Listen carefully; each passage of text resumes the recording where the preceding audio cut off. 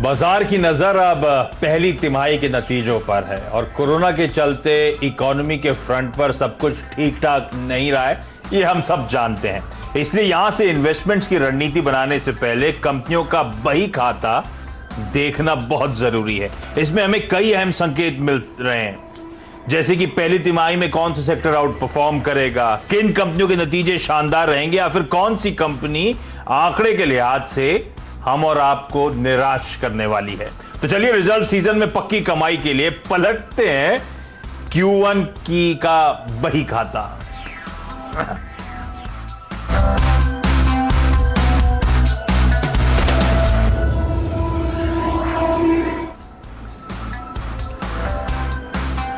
तो कल हम लोग बातचीत कर रहे थे Q4 की रिपोर्ट कार्ड की, और उसी के बाद एक दिन बाद हम लोग आज Q1 के बही खाते की बात कर रहे हैं, क्योंकि एक क्वार्टर ट्रांजिशन है ही ऐसा, ओवरलैप कर रहा है। वो पैंडेमिक के चलते सेबी ने डेट एक्सटेंड कर दी थी, 30 जून से 31 जुलाई तक कंपनीज अपने Q4 नतीजे पेश कर सकती हैं। तो अभी भी Q4 के नतीजे कई सारी कंपनीज पेश कर रही हैं, और ये शेड्यूल टाइम है जब Q1 के नतीजे आने शुरू हो जाते हैं। जैसे कि कल TCS रिजल्ट सीजन की शुरुआत कर डालेगा, आज साउथ इंडियन बैंक के नंबर्स आने हैं। तो ऐसे में अब समय आ गया था कि Q1 का भी बही खाता खोल लिया जाए, समझ लिया जाए किस तरह के रिजल्ट्स तमाम सेक्टर्स डिलीवर करेंगे, कौन से स्टॉक्स देश के जाने माने फंडामेंटल एक्सपर्ट्स नजर पर रखेंगे रिजल्ट सीजन से पहले, जहां पे रिजल्ट्स पे फोकस होगा या जहां उनका खरीदारी करने का मन है। तो चलिए इस बातचीत की शुरुआत करते हैं सेठी फिनमार्ट के MD विकास सेठी और MOFSL के senior vice president equity strategy Hemant जानी साहब हमारे साथ आज जोड़ते हुए। आप दोनों का स्वागत है। और जहां तक Q1 के बही खाते की बात है, ओवरऑल परफॉर्मेंस तो हम सब वाकिफ हैं कि इस क्वार्टर में कुछ वीक अर्निंग्स आएंगी इंडिया इंक की तरफ से, क्योंकि जो लास्ट क्वार्टर Q4 के एंड में 24 मार्च से लॉकडाउन की शुरुआत हुई थी, उस लॉकडाउन का, उस पैंडेमिक का असली असर आपको इस Q1 के नतीजों में देखने को मिलेगा। तो एक वॉश आउट क्वार्टर हो सकता है। हम सबको पता है अप्रैल में ज्यादातर इंडस्ट्रीज की, ज्यादातर कंपनीज की सेल्स ठप थी। अप्रैल के बाद मई में कुछ हद तक हालात नॉर्मलाइज हुए, जून में कुछ और हालात पटरी पर लौटते हुए नजर आए। तो ये स्थिति है ओवरऑल Q1 की। लेकिन सेठी साहब, ये अप्रैल मई जून, ये क्या अनप्लेजेंट समर रहने वाला है इंडिया इंक के लिए? नहीं, बिल्कुल आशीष, गुड आफ्टरनून। देखिए, ये जो हमने देखा एक अनप्रेसिडेंटेड सीन था दुनिया भर के लिए, जहां पे हमने मोस्ट ऑफ द क्वार्टर एक लॉकडाउन के अंतर्गत ही बिताए हैं। तो यहाँ पे मेजर बिजनेस ठप थे, तो उसका डेफिनेटली सभी बिजनेसेस पे असर पड़ा है। और इनके जो, अगर आप रिजल्ट्स को, इस तिमाही के नतीजे को अगर पिछले साल की इसी तिमाही से कंपेयर करेंगे तो डेफिनेटली काफी खराब रहने वाले हैं। बट बाजार ने मोर और लेस इसको पचा लिया, और बाजार अब फॉरवर्ड लुकिंग व्यू है बाजार का कि जैसे जैसे ये लॉकडाउन खुलेगा तो आने वाले जो दिनों में जो पेंट अप डिमांड है वो कौन से सेक्टर्स में वापस से आएगी, फिर जो सरकार जो इनिशिएटिव ले रही है उसका जो फायदा किन किन सेक्टर्स को देखने को मिलेगा, तो उन सबको देखने की जरूरत रहेगी। बट ओवरऑल जो नतीजे रहेंगे इस क्वार्टर के, वो अगर आप पिछले साल के इस क्वार्टर से कंपेयर करेंगे तो डेफिनेटली खराब रहेंगे। काफी सेक्टर्स में तो जहां पे पूरा लॉकडाउन का असर था, बहुत ही खराब हो सकते हैं। जैसे होटल्स है या टूरिज्म है, ट्रेवल टूरिज्म बहुत ही खराब है, होटल्स बिल्कुल बंद थे, एयरलाइन है काफी पूरी मतलब मेजॉरिटी ऑफ द पीरियड के लिए बंद थे। तो मुझे लगता है वहां पे तो डेफिनेटली बहुत ही खराब रहेंगे। और कुछ सेक्टर्स रहेंगे जहां पे इतना फर्क नहीं पड़ा, जैसे आपके FMCG है या फार्मा है या बैंकिंग है, मुझे लगता है वहां पे डेफिनेटली अपॉर्चुनिटीज रहेंगी। तो इस लिहाज से इस पूरे क्वार्टर के नतीजों को रीड करना होगा या देखना पड़ेगा। तो कई पॉकेट्स में दिक्कतें होंगी, और दिक्कतें अभी भी कंटिन्यू हो रही हैं। भाई 3 महीने हो गए पिक्चर हॉल में पिक्चर देखे हुए, और अभी भी कोई खबर नहीं है कि कब वो मल्टीप्लेक्सेस खुलेंगे। लेकिन हेमंत सर, ये अर्निंग्स एस्टिमेट्स ऑलरेडी पैंडेमिक के चलते, लॉकडाउन के चलते सबने काटे थे। लेकिन दिक्कत यह है, जैसे सेठी साहब कर रहे हैं, आगे के आउटलुक पे फोकस होगा, पर वो पैंडेमिक का, वो कोरोना वायरस का असर तो अभी भी देखने को मिल रहा है, अभी भी डिस्ट्रप्शंस कंटिन्यू होते हुए, अभी वो चिंताएं लिंगर करती हुई। तो जो कट हुए थे उसके बाद अभी भी डर है क्या कि फर्दर एस्टिमेट्स में कट लाइकली है? ऐसा हो सकता है क्या? देखिए, जो मार्केट के पॉइंट ऑफ व्यू से अगर हम देखें तो एक तो सिर्फ 3 स्टेट्स है जहां पे कि ये जो पैंडेमिक का असर है वो काफी ज्यादा है। बाकी के जो सारे स्टेट्स और जो स्मॉलर टाउन्स और विलेजेस है वहां पे ज्यादा असर नहीं है। दूसरा ये है कि अगर आप देखें तो जून महीने के अंदर हमने काफी सारी कंपनी के साथ बात की और वहां पे एक चीज क्लियरली उभर के आ रही है कि जो परिस्थिति अप्रैल में थी और मई में थी उसके मुकाबले जून में काफी हद तक इम्प्रूवमेंट है। और ये अक्रॉस सेक्टर्स है, whether it is banks, automobile, consumer companies and you name it. तो मार्केट ये आज मान के चल रहा है कि अगर आगे जाके सिचुएशन जो है वो इम्प्रूव अगर हो जाती है और धीरे धीरे जो परिस्थिति है उसमें मैनेजमेंट की तरफ से अच्छा गाइडेंस मिलेगा, तो वो ध्यान में रख के अभी मार्केट एक एंटिसिपेटेड रिकवरी का प्राइस अभी डिस्काउंट कर रहा है, ऐसा मेरा समझना है। हाँ, तो देखिए सबको पता था ये Q1 में दिक्कतें आने वाली हैं इस क्वार्टर में, इसीलिए अर्निंग्स एस्टिमेट निफ्टी का जो कंसेंसस था FY21 FY22 दोनों सालों के लिए 10 से 20% तक का ब्रोकरेजेस ने कट ऑलरेडी दिखा दिया है। मैं इसलिए ये सवाल उठा रहा था कि अगर ये कंसर्न्स लिंगर करती हैं, क्योंकि लोग मान रहे हैं कि धीरे धीरे सब पटरी पे आता हुआ चला जाएगा, अगर उसमें कोई डिस्ट्रैक्शन होता है तो फर्दर एस्टिमेट्स में कट, वो खतरा तो नहीं है।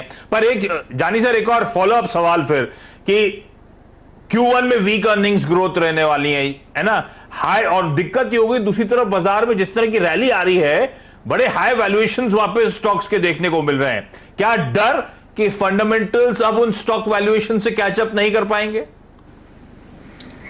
ये डर तो लोगों को रहता ही है, पर हमें ये देखना होगा कि जो कंपनीज के अंदर जो बड़ा एक पॉजिटिव इम्पैक्ट देखने को मिल रहा है या जो कंपनीज में हम नए निवेश करने जा रहे हैं, वो कंपनीज का ओवरऑल विजिबिलिटी कैसा है। क्योंकि अगर आप मान लीजिए कि टेलीकॉम के अंदर देखें या फार्मा में देखें या जो रूरल फोकस्ड कंपनीज है, मैं नहीं समझता कि इसके अंदर कोई क्वार्टर के परफॉर्मेंस के लिए बड़ा जो पार्टिसिपेशन है वो हो रहा है। वो इसके लिए हो रहा है कि ओवरऑल स्टोरी अगले 2-3 साल की अच्छी लग रही है। तो उस तरह की कंपनीज में मैं समझता हूँ कि छोटा मोटा करेक्शन डेफिनेटली आ सकता है, पर ऐसा कोई बड़ा मुझे नेगेटिव या बड़ा करेक्शन वाला जो रीजन है वो नहीं दिख रहा है। बिल्कुल ठीक। तो मैं डेविल्स एडवोकेट प्ले कर रहा था, सारे कंसर्न्स मेरे जहन में जो मैंने हाईलाइट कर दिए और दोनों एक्सपर्ट्स बखूबी हाईलाइट कर दिया है। ज्यादा बिना बात के घबराने की जरूरत नहीं है। पॉजिटिव कमेंट्रीज आती हुई नजर आएंगी, रूरल इंडिया और हालात काफी सारे पॉकेट्स में फिर भी बेहतर देखने को मिलेंगे। तो ऐसी कोई दिक्कत शायद इस समय तो एटलीस्ट नंबर्स के लिहाज से नजर में नहीं आ रही बाजार के पर्सपेक्टिव से। अब क्विकली सेक्टोरल फोकस कर लिया जाए और सबसे हैवीवेट पॉकेट के साथ शुरुआत कर रहा हूं, सेठी साहब बैंक्स। और क्या नर्वसनेस क्रीप इन हुई थी बैंक्स को लेकर जब ये पैंडेमिक के इश्यूज सामने आए थे।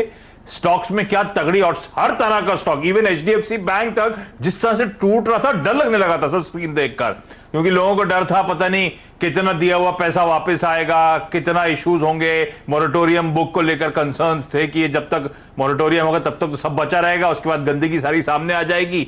और अब देखिए किस तरह की Q1 के अपडेट्स आ रहे हैं, धीरे धीरे करके स्ट्रीट का हौसला बढ़ रहा है कि नहीं साहब, जितना डर लगा था उतना डरने की तो जरूरत है ही नहीं।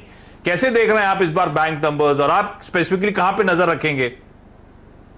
नहीं, बिल्कुल आशीष, देखिए ये जो बैंक वाला सेक्टर है बहुत ही तकलीफ में था, इन द सेंस कि जब लॉकडाउन शुरू हुआ तो डायरेक्ट इम्पैक्ट तो बैंकों को जो था वो था ही, बट इन्होंने जो लेंड करे हुए जिन बिजनेसेस को, चूंकि वो ठप थे, फिर उनकी वजह से जो दिक्कतें समझी जा रही थी कि बैंकों को, NBFCs को आएगी, फिर सरकार ने भी बीच बीच में इंटरवीन किया, काफी लिक्विडिटी प्रोवाइड करी, फिर मोरेटोरियम दिया, और मोरेटोरियम पे भी एक फैसला सुप्रीम कोर्ट तक चला गया, वेदर मोरेटोरियम के पीरियड पे इंटरेस्ट चार्ज कर सकते हैं, नहीं कर सकते, या इंटरेस्ट पे इंटरेस्ट चार्ज कर सकते हैं, नहीं कर सकते। तो इस तरह की काफी घटनाएं हुई, बट जिस तरह के अपडेट्स HDFC बैंक ने 2 दिन पहले इस क्वार्टर के लिए दिए बहुत ही एनकरेजिंग है।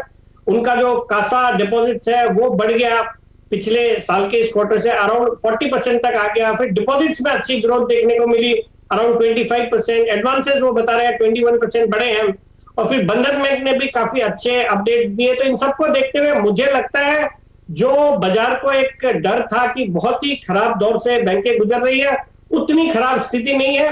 हालांकि थोड़ी बहुत दिक्कतें तो डेफिनेटली हुई है। मॉरेटोरियम का भी काफी एक बहुत ही लो इम्पैक्ट ये बता रहे हैं बैंक्स इनको हुआ है। तो मुझे लगता है ऑल इन ऑल सेक्टर उतना खराब नहीं दौर से गुजरा जितना माना जा रहा था, और उस लिहाज से हमने एक शानदार तेजी नीचे के लेवल से ऑलरेडी आते हुए देखी है। और यहाँ पे अगर आप देखें तो जो सेकंड रैंक बैंक्स है उनमें तो बहुत ही भारी पिटाई हुई और वहां से बहुत अच्छी रैली भी हुई है। जैसे आप देखें बंधन बैंक हो या आरबीएल बैंक हो, वो पिछले 1 महीने के अंदर डबल हो गए अपने निचले लेवल से।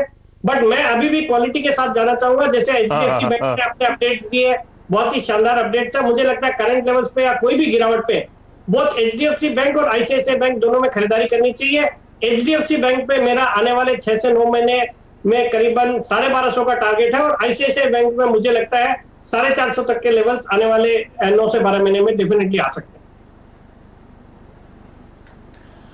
हाँ, तो काफी हद तक क्वार्टर को लेकर कंसर्न्स खासतौर पे एचडीएफसी बैंक को लेकर तो खत्म ही होते हुए इन Q1 अपडेट्स के बाद, तो स्ट्रेंथ वैसे ही इस बैंक पे अब नजर आ रही है। और ये वो बैंक है जहां पे खरीदारी करनी है। लाइकवाइज आईसीआईसीआई बैंक के नंबर्स, और उन नंबर्स के साथ साथ उस स्टॉक को आप रखिए। सेठी साहब को ये दोनों पसंद आते हैं, लेकिन ध्यान रखें जब नंबर्स आएंगे तो रिजल्ट्स को बहुत हाईली स्क्रूटनाइज करा जाएगा, ये समझने के लिए कि दरअसल ये अनप्रेसिडेंटेड पैंडेमिक का इनिशियल इंपैक्ट रहा कैसा। सब सस्पेक्ट कर रहे हैं, सब जानते हैं कि अर्निंग्स में एक हिट देखने को मिलेगा, पर कितने एक्सटेंट तक वो हिट होगा, कब तक वो हिट होगा, वो अभी भी ग्रे पैच है, उसको लेकर अभी भी क्लैरिटी नहीं है। आईटी दूसरा सेक्टर जिसके रिजल्ट सीजन का आगाज हो जाएगा कल ही से, तो असल में रिजल्ट सीजन के माहौल में हम उतर जाएंगे जब टीसीएस अपने कल तिमाही रिजल्ट घोषित करेगा। एक्सपेक्टेड है वीक क्वार्टर होगा, demand side issue, supply side constraints दोनों हैं, और लॉकडाउन का ये यूरोप में, यूएस में उसका असली असर तो इस क्वार्टर में आना है। टीयर 1 आईटी कंपनीज 5 से 7% Q on Q revenue decline दिखाएंगी, आपको डी ग्रोथ दिखाएंगी। इस तरह का परफॉर्मेंस हो सकता है। रिजल्ट कैलेंडर भी आप लोग की सीन्स पर आ जाएगा, क्योंकि आईटी के तो नंबर्स भी अनाउंस हो चुके हैं कब कब आने वाले हैं। हेमांग सर क्या एक्सपेक्ट कर रहे हैं, और आप भी बताइएगा कौन सी आईटी कंपनी आप लोग को मोतीलाल ओसवाल में पसंद आ रही है। देखिए आईटी के नंबर्स जैसा आपने बताया कि थोड़ा ये क्वार्टर रेवेन्यू वाइज 4 to 5% का डिक्लाइन कांस्टेंट करेंसी में हम लोग देख रहे हैं, और जो मार्जिन है उसमें 30 to 50 बेसिस पॉइंट्स का प्रेशर आएगा। बट इसमें इम्पॉर्टेंट बात यह है कि एक्सेंचर के जो नतीजे आए थे और जिस तरह का उन्होंने आउटलुक और गाइडेंस के बारे में बात की है, तो उसके चलते हुए जो आईटी इंडिया का जो सेक्टर है वहाँ पे भी एक्सपेक्टेशंस काफ़ी बढ़ गई है। हमने देखा कि टीसीएस, इन्फोसिस और काफ़ी सारे जो आईटी के स्टॉक्स है उसमें एक पॉजिटिव मोमेंटम था पिछले कुछ दिनों के अंदर। और मैं समझता हूं कि जो डील विंस और अभी का जो पोस्ट कोविड सिनेरियो है उसमें लोग ये मान के चलेंगे कि आईटी का जो रोल है ये बहुत बड़ा होने वाला है। हर एक सेक्टर के अंदर जो बिजनेसेस है वो अपने के अंदर बदलाव करेंगे, और उसमें कहीं ना कहीं डिजिटल और आईटी का एक रोल रहेगा। तो उसको ध्यान में लेते हुए, और ये भी एक इम्पॉर्टेंट एस्पेक्ट है कि जो डिविडेंड पेमेंट वगैरह है वो आईटी कंपनीज बहुत लार्ज स्केल पे करती है, तो डिविडेंड के हिसाब से काफ़ी लोगों को ये सेक्टर पसंद आता है। तो हमारा जो प्रिफर्ड कंपनीज है वो टीसीएस, इन्फोसिस और एचसीएल टेक लार्ज कैप में है। ये कंपनीज में डेफिनेटली निवेश किया जा सकता है रिजल्ट के ध्यान में लेते हुए और रिजल्ट के बाद भी। और जो मिड कैप कंपनी है उसमें एल&टी इन्फोटेक और माइंडट्री, ये दो कंपनीज में हम समझते हैं कि overall investment in terms of risk reward is extremely good, तो इसमें हम नजर रख सकते हैं। हाँ, तो एल&टी इन्फोटेक माइंडट्री हो गई मिड कैप स्पेस में, और दिग्गज टीसीएस, इन्फोसिस, एचसीएल टेक तो वैसे ही पसंद आते हैं जानी साहब को भी। अच्छा, एफएमसीजी वो स्पेस है जो बहुत खबरों में रही इस पूरे दौरान, और सेठी साहब कोविड 2019 ने दरअसल करा क्या, Q4 में इस इंडस्ट्री पे को स्पीड ब्रेकर लगा दिया। नहीं तो क्या मोमेंटम में थी ये पूरी एफएमसीजी स्पेस। अब ये मुझे बताएं, बड़ा सवाल कि ये वापस गियर शिफ्ट कब होगा, वो प्री कोविड वाली स्पीड कब पकड़ेगा ये सेक्टर। नहीं, बिल्कुल आशीष, देखिए मैं तो इस सेक्टर पे काफी बुलिश हूँ। मुझे लगता है लॉकडाउन का कहीं ना कहीं थोड़ा बहुत पॉजिटिव इम्पैक्ट भी इन कंपनीज को देखने को मिला है, बिकॉज एफएमसीजी सेक्टर जो है वो हमारे रोजमर्रा की जो चीजें हैं वो बनाती है, तो वहां पे कंजम्पशन में कोई कमी नहीं है, अनलेस वो एक डिस्क्रिशनरी स्पेंड हो, कोई लग्जरी हो, तो वो तो एक अलग बात है। बाकी बेसिक चीजें तो सब वैसे ही ज्यादा यूज हो रही है और ज्यादा भी हो रही है, सब लोग घरों पे है, तो उस लिहाज से प्लस जो oral care, hygiene, personal hygiene, इन सब पे लोगों का ज्यादा रुझान रहा है, ज्यादा रिक्वायरमेंट आई है, तो उन सब सेक्टर्स ने अच्छा किया। तो उन सबको देखते हुए मुझे लगता है ये जो फर्स्ट क्वार्टर है एफएमसीजी स्पेस के लिए डेफिनेटली अच्छा रहना चाहिए। लॉकडाउन का काफी कम इम्पैक्ट है, और आप जब चैनल चेक भी करते हैं तो कई प्रोडक्ट्स हैं इनके जो शॉर्ट सप्लाई में है, आ नहीं पा रहे हैं या मिलते नहीं है। तो इन सबको देखते हुए मुझे लगता है ये जो सेक्टर है Q1 में अच्छा करना चाहिए। तो यहाँ पे मैं बुलिश हूँ, हालांकि स्टॉक सस्ते नहीं रहे हैं, अपने निचले लेवल से काफी बढ़ गए हैं, बट फिर भी मुझे लगता है यहाँ से अगर 2 स्टॉक को पिक करना हो तो पहला स्टॉक रहेगा ब्रिटानिया। मुझे लगता है बहुत अच्छे लेवल्स पे ट्रेड कर रहा है, बहुत ही शानदार परफॉर्मेंस रहा है, प्रोडक्ट्स भी अच्छे हैं, तो इस स्टॉक को करंट लेवल्स पे खरीदा जा सकता है। मेरा इसमें आने वाले 9 से 12 महीने में 4200 रुपए का टारगेट रहेगा। और दूसरा जो दिग्गज कंपनी HUL, हिंदुस्तान यूनिलीवर, जिसके बारे में बोलने की जरूरत ही नहीं है, शानदार प्रोडक्ट्स है, अच्छा डिस्ट्रीब्यूशन नेटवर्क है और बहुत ही सॉलिड फाइनेंशियल्स है। मुझे लगता है इस स्टॉक को भी ये जो करेक्शन के बाद, ये 2600 के हाइस के बाद आज 2160-70 के लेवल पे ट्रेड करता है, मुझे लगता है इस स्टॉक में भी करंट लेवल्स पे खरीदे, और ये आने वाले 9 से 12 महीने में वापस से अपने नए हाइस की तरफ जा सकता है, जो कि 2600 के लेवल के आसपास है। हाँ, गजब का मूव ब्रिटानिया में। और अब तो स्टोरीज आ रही है कैसे एग्रेसिवली ये पार्ले के जो डिस्ट्रीब्यूशन रीच है रूरल इंडिया में, ये ब्रिटानिया जो अर्बन स्टोरी थी, पार्ले जो थी वो रूरल स्टोरी थी, और अब ब्रिटानिया कैसे पैर जमा रहा है उस रूरल स्टोरी में, अपने डिस्ट्रीब्यूशन रीच को कैसे हर साल ऑगमेंट कर रहा है, बढ़ा रहा है, और मार्केट शेयर अब पार्ले जी का या पार्ले बिस्किट्स का रूरल इंडिया में भी ये लोग खींचते हुए नजर आ रहे हैं ब्रिटानिया। और साथ साथ दिग्गज HUL इन स्टॉक्स और डाप रखी है। इस नोट पर एक काम करता हूं, क्विकली छोटा सा ब्रेक लेता हूं, ब्रेक के उस पार हम लोग बात करेंगे ऑटो सेक्टर पे, फार्मास्यूटिकल्स पे। सेठी साहब और जानी साहब बने हुए हैं, ब्रेक के उस पार चर्चा को कंटिन्यू करेंगे।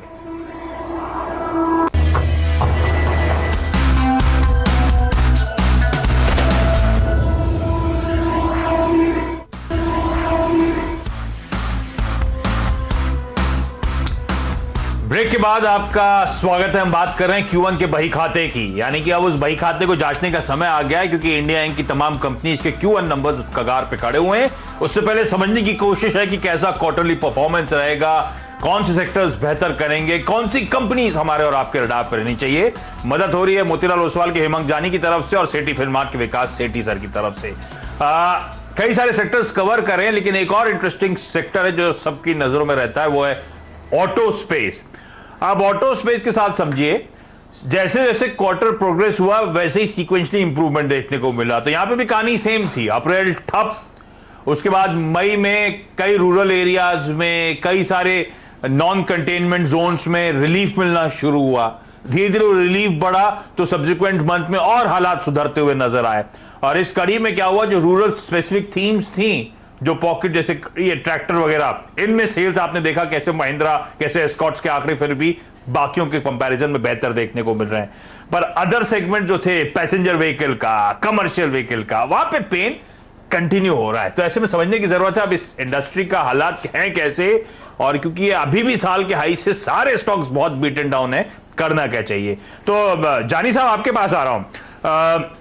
ये इंडस्ट्री वैसे फैक्ट है कि पहले ही स्लोडाउन से जूझ रही थी, तगड़े स्लोडाउन से, स्लोडाउन ही नहीं, और ऊपर से ये जो पैंडेमिक हुआ इससे और धक्का लग गया।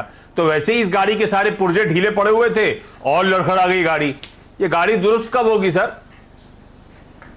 अभी तो गाड़ी काफी जोर शोर से चल रही है। अगर आप देखें जो टू व्हीलर के स्टॉक्स है वो तो काफी नीचे से मेरे ख्याल से 35-40% ऊपर आ चुके हैं।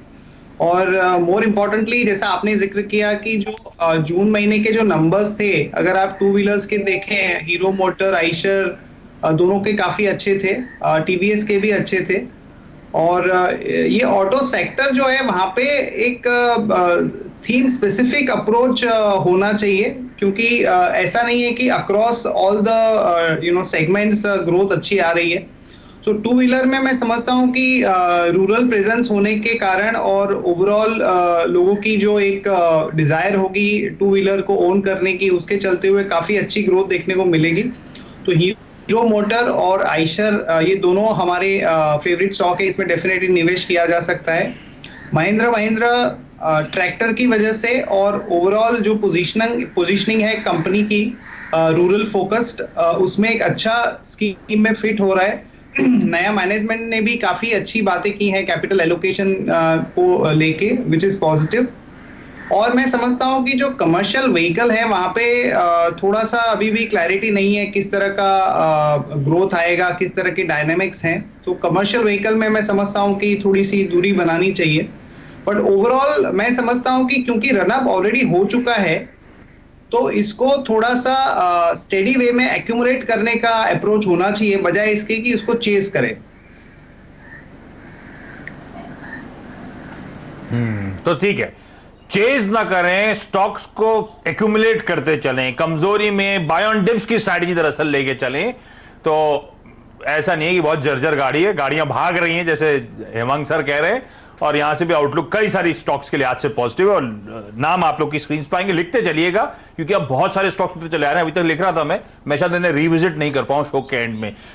सेठी सर, फार्मास्यूटिकल पैक, इसके दिन तो वैसे ही बदल रहे हैं। अच्छा, लॉकडाउन के फेज में दवाएं आई डाउट बहुत ज्यादा असर पड़ा होगा जिनको जो दवाएं लेनी थी। मेडिकल स्टोर्स तो खैर इस पूरे लॉकडाउन में डे 1 से खुले रहे हैं और तो वो उसका कोई ज्यादा असर ना हुआ होगा। लेकिन जो पैंडेमिक का असल असर हुआ कि सबको बता दिया कि एक वायरस कैसे ग्लोबल स्टैंड स्टिल ला सकता है, ग्लोबली लॉकडाउन के फेज में ले जा सकता है, जो तो किसी ने सोचा तक नहीं था वो हो गया। अब उसके होने से क्या हुआ, सबको इस सेक्टर की अहमियत समझ में आने लगी है, इसीलिए लोग बड़े बुलिश हो रहे हैं। तो वो तो खैर सेठी साहब सेंटिमेंट्स हैं, फंडामेंटल्स कैसे हैं, Q1 का परफॉर्मेंस कैसा रहेगा और कौन सा स्टॉक आपके रडार पर है? नहीं, बिल्कुल आशीष, देखिए ये जो सेक्टर है डेफिनेटली सबसे लीस्ट इंपैक्टेड सेक्टर है। जैसे आपने सही बताया, पूरे लॉकडाउन के दौरान एक भी दिन जो केमिस्ट की शॉप्स है वो सब कुछ बंद नहीं हुई और लोगों ने भी ऐसा समझ के कि घर से बाहर जाना मिलेगा नहीं मिलेगा, जो भी रेगुलर रिक्वायरमेंट की दवाइयां होती है, जैसे जिसको डायबिटीज है, बीपी है, तो उन्होंने स्टॉक भी किया, तो उसका भी एक फायदा या सेल्स उसके कारण भी बढ़नी चाहिए। और मुझे लगता है ये जो सेक्टर है काफी अच्छा किया है और इस क्वार्टर में, और हमने देखा भी है निचले लेवल से सभी स्टॉक्स में ऑलमोस्ट डबल से हो गए हैं, क्वालिटी स्टॉक सब डबल हो गए हैं और बाकी भी दूसरे रंग के स्टॉक्स भी एक अच्छी तेजी सब में हुई है। तो अब यहाँ पे इन लेवल्स पे आके मुझे लगता है थोड़ा बहुत कंसोलिडेट कर सकते हैं, थोड़ी बहुत गिरावट आ सकती है, तो थोड़ा क्वेश्चन एडवाइस करूंगा कि ऑलरेडी तेजी अच्छी खासी बन चुकी है। बट फिर भी कुछ दो स्टॉक जो मुझे पसंद आते हैं करंट लेवल्स पे भी, जहां पे अच्छी ग्रोथ अपॉर्चुनिटीज नजर आ रही है, उनमें पहला स्टॉक रहेगा बायोकॉन का, जो कि बायोसिमिलर्स और डायबिटीज के स्पेस में एक दिग्गज कंपनी है, शानदार फंडामेंटल्स है। मुझे लगता है ये कंपनी करंट लेवल से भी अच्छा कर सकती है, तो इसमें खरीदारी करने की सलाह रहेगी और मेरा इसमें भी 9 से 12 महीने में 500 रुपए का टारगेट रहेगा। और जो दूसरा स्टॉक है वो रहेगा जुबिलेंट लाइफ साइंसेस। ये स्टॉक पहले तो शुरू में लॉकडाउन के दौरान तो कुछ दिनों तक इनके प्लांट बंद रहे थे, बिकॉज इनके बेंगलोर प्लांट में कोई कंसाइनमेंट आया था चाइना से और उसमें कुछ उसके कारण से जो स्टोर कीपर था उनको कोरोना इंपैक्ट हुआ था, तो उसके वजह से बंद थे। बट उसके बाद ये खुला और उसके बाद हमने स्टॉक में जबरदस्त तेजी देखी, फंडामेंटल्स बहुत ही अच्छे हैं और रिसेंटली बाजार के दिग्गज निवेशक राकेश झुनझुनवाला जी ने भी इस क्वार्टर में इसमें हिस्सेदारी बढ़ाई है और वैल्यूएशन के लिहाज से compare to other pharma stocks काफी सस्ते वैल्यूएशन पे ये स्टॉक ट्रेड करता है, तो मैं इस स्टॉक पे बुलिश हूं। और ये रेमडेसिविर जो कि एक ड्रग माना जा रहा है कोरोना वायरस के ट्रीटमेंट में यूज होगा या कारगर है, तो उसका भी प्रोडक्शन करती है, उसमें भी है ये कंपनी। मुझे लगता है करंट लेवल्स पे इस स्टॉक को खरीदा जा सकता है। मेरा इसमें 9 से 12 महीने का लक्ष्य रहेगा 850 रुपए। बड़ा क्लोजली ट्रैक करते हैं सेठी साहब फार्मा को। सेठी साहब, तो वो 15 अगस्त को वो आ रही है क्या, वैक्सीन आ रही है क्या? इंडिपेंडेंस मिलने वाली है क्या हमें कोरोना वायरस से? नहीं, ये भी गजब ही हो गया, डेडलाइन पहले तय हो गई, वैक्सीन का कुछ पता नहीं है, मुझे समझ ही नहीं आया।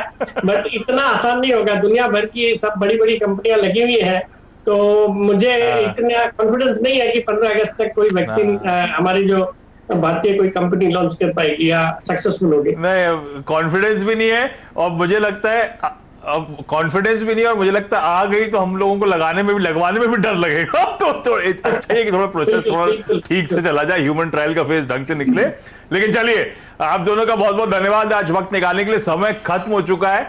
तो ये था वो Q1 का बही खाता। रिजल्ट सीजन का आगाज कल से होने जा रहा है और उससे पहले सीएनबीसी आवाज की एक खास पेशकश थी, एक आपको हेड्स अप देने के लिए कि कैसे नंबर्स एक्सपेक्ट किए जाए। नमस्कार।